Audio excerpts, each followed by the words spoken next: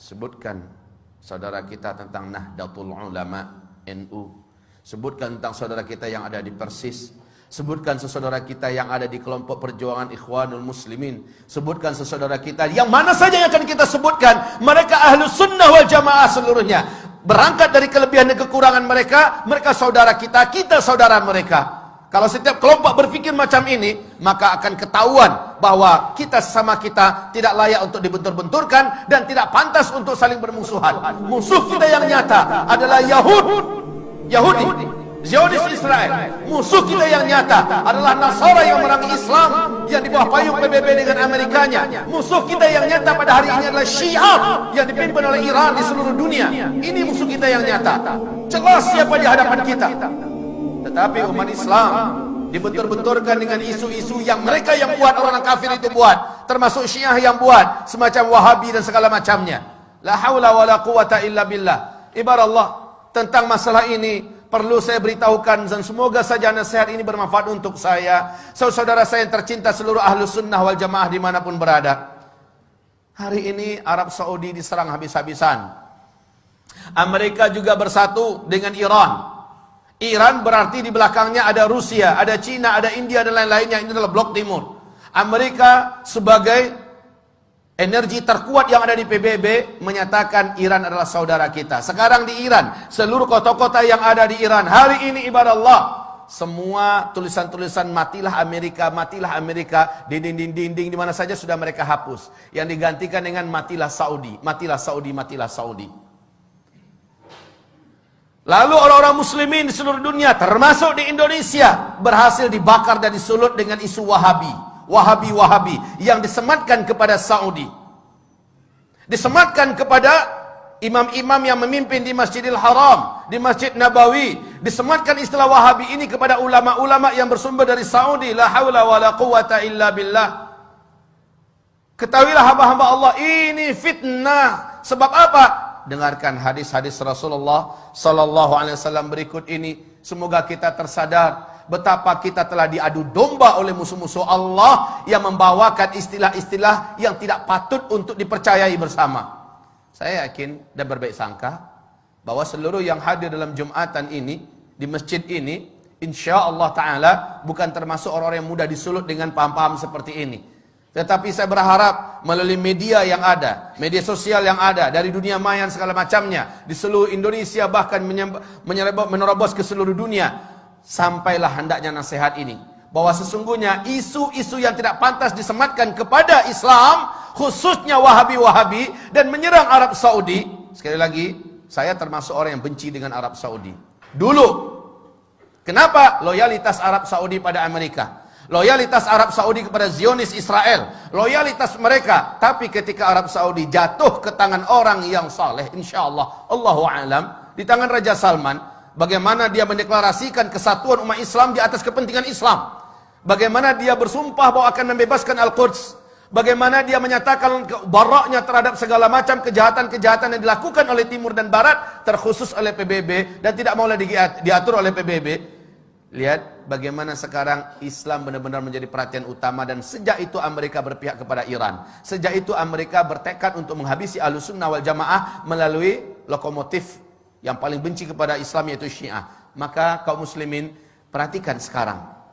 Rasulullah bersabda sallallahu alaihi wasallam, "Innad din la ya'rizu ilal hijazi kama ta'rizul hayyah ila juhriha."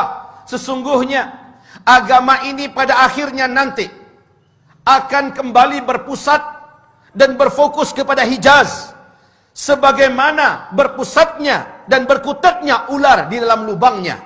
Hijaz itu adalah Makkah, Madinah, Taif. Ini yang Hijaz. Di zaman-zaman fitnah, Islam akan kembali berkutat atau berkonsentrasi di Hijaz. Dan ini sekarang difitnah sebagai Wahabi-Wahabi. Rasulullah sallallahu alaihi wasallam ceritakan oleh Abu Hurairah, semoga Allah ridha kepadanya. Rasulullah bersabda, "Innal Islam bada'a ghariban wa sayaudu ghariban kama bada'a." Islam mula-mula datang, dia adalah aneh, dikucilkan dan tidak diterima. Nanti ketika di akhir zaman Islam akan kembali dianggap aneh, dikucilkan dan kembali tidak diterima. Justru oleh umatnya sendiri. Wa huwa ya'rizu bainal masjidaini kama ta'rizul hayyatu fi juhriha. Dan Islam ini, kata Rasulullah sallallahu alaihi wasallam, hanya akan terpusat di dua masjid ini, yakni Masjid An-Nabawi dan Masjidil Haram, berarti di Makkah dan di Madinah, ya. Kama ta'rizul hayyatu fi juhriha, sebagaimana ular berpusat di dalam lubangnya. Hari ini sekali lagi isu tentang Abdul Wahab bin Abdul Rahman Al-Afriqi di abad kedua dari kelompok komunitas Khawarij yang menganggap kelompoknya saja yang paling benar, di luarnya sesat seluruhnya, yang mengkafir-kafirkan orang, membidah-bidahkan orang pada abad kedua Hijriah, bukan Syekh Muhammad bin Abdul Wahab At-Tamimi yang ada di Hijaz, bukan. Ini jelas mujaddid.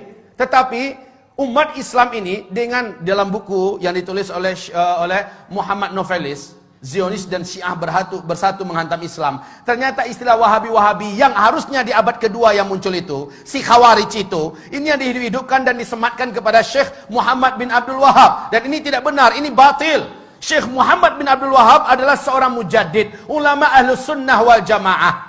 Lihat seluruh bacaan-bacaan yang ditulisnya, lihat seluruh gubahan-gubahannya, lihat seluruh penyampaiannya, sama dengan yang ada pada umat Islam pada hari ini, baik yang dipakai dan diamalkan oleh NU, baik yang dipakai oleh umat Islam yang ada di Muhammadiyah, baik yang dipakai oleh Sunnah wal Jamaah yang ada di mana-mana. Tapi yang ditulis, yang diucapkan, dilafazkan oleh sang Khawarij abad kedua Hijriah, yakni Abdul Wahab bin Abdul Rahman, ini dia yang sesat, menyesatkan. Tapi orang-orang Syiah menyematkan ini kepada Syekh Muhammad bin Abdul Wahab. Inilah kebatilan yang nyata, ibarat Allah yang kami muliakan. Lalu umat Islam sekarang mau saja percaya dan dibentur-benturkan. Betapa prihatinnya hati saya ketika mendengar ada seorang Sunni diusir oleh saudara Sunninya yang lain. Kenapa? Sunni yang ini adalah mereka dari komunitas mayoritas, punya kebiasaan mengamalkan ini nama itu. Yang Sunni ini tidak mau mengikuti semacam Maulid Nabi, Isra Mi'raj, nggak mengikuti, ya. Tapi dia tetap baik berhubungan dengan masyarakat. Dianggap dan dibakar-bakar, disponsori, ini adalah paham Wahabi. Diusir dari kampungnya, diusir, tidak boleh lagi tinggal di kampung, bahkan diancam bakar. Rumahnya memang dibakar, sampai-sampai ketika disakiti sekeluarga, padahal sama-sama Sunni, yang bertepuk tangan Syi'i, orang Syiah, karena kompor yang mereka nyalakan telah membakar sesama umat Islam. Harusnya kaum muslimin sadarilah, semua sifat-sifat Wahabi yang diceritakan oleh saudara kita yang menyebar di mana-mana 100% ada pada komunitas Syiah. Semua sifat-sifat yang ada pada Wahabi-Wahabi itu ada pada Syiah seluruhnya. Baca tentang Syiah, lihat perangai Wahabi, 100% ada pada Syiah. Yang maling mereka, yang teriak maling mereka, dan mengadu domba sesama umat Islam. Sadarlah, sadarlah. Wahai saudaraku, jangan mau dibentur-benturkan. Cintai saudaramu. Dan kata Rasulullah SAW, La tadkhulul jannah hatta tu'minu. Kamu tidak akan pernah masuk ke dalam surga sampai kamu menjadi orang yang beriman. Wa la tu'minu hatta tahabbu. Dan kamu tidak akan pernah menjadi orang yang beriman sehingga kamu saling mencintai. Kamu tidak akan pernah menjadi orang yang beriman sampai kamu saling mencintai. Saling mencintai ini adalah syarat menjadi orang yang beriman. Ibarat Allah, ma'asyiral muslimin, hamba-hamba Allah yang kami muliakan. Bagaimana, surga mana yang akan kita layak masuki sementara kita membenci sama orang beriman? Surga mana yang pantas kita masuki? Padahal yang pantas menjadi ahli surga hanyalah orang yang beriman. Dan kamu tidak akan sampai dan tidak akan pernah menjadi orang yang beriman sampai kamu mencintai sesama saudara kamu. Perbedaan nama, perbedaan karakter, perbedaan sifat dan sebagainya, jangan dijadikan alasan untuk kita tidak menganggapnya saudara kita. Orang tua kita sama, Al-Quran dan As-Sunnah. Rumah besar kita sama, Islam. Yang prinsip-prinsip kita masih sama.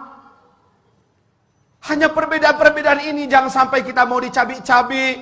Ini yang menjadikan setan itu, walakin fit tahrishi bainahum, akan tetapi dengan memecah belah dan mengadu domba sesama mereka. Di sini pintunya yang didapat oleh setan ada pada umat ini. Semoga hamba Allah yang menyampaikan diampuni oleh Allah Subhanahu wa taala ketika hamba ini melakukan khilaf dan salah dan berkata-kata.